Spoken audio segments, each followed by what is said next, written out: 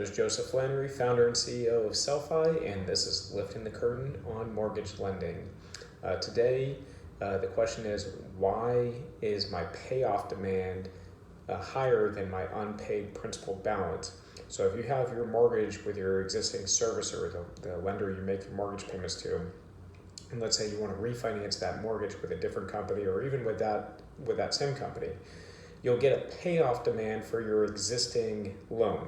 Basically, it's equivalent of you winning the lottery and you walk in and you say, hey, I want to pay off my mortgage today. Exactly how much do I owe to pay off the loan with your company today?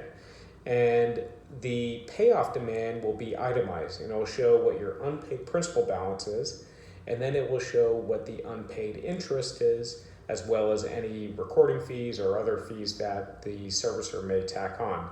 Where the biggest point of confusion stems is that unpaid interest calculation. So when you make your mortgage payments, you actually pay interest in arrears. This is the opposite of paying rent.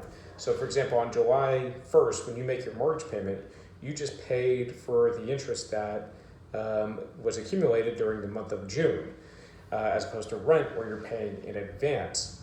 So when you order a payoff demand, there's always going to be unpaid interest that hasn't been paid. So if, for example, let's say you get a payoff demand on July 28th and you haven't made your August payment, well, there's going to be 28 days of unpaid interest. Each day that you have the mortgage, you owe a per diem interest. Every day you have a mortgage, you owe interest on that mortgage. And then on the opposite is when you refinance, you actually prepay interest and towards the end of the month.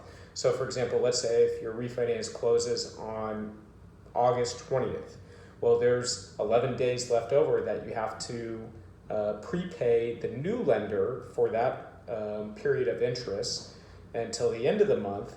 And then your first payment starts not the next month, but the following month. So if your refinance closes on August 20th, then you're not going to have a September mortgage payment, and then your first mortgage payment would be due on October 1st, and you actually pay the interest that accumulated during September.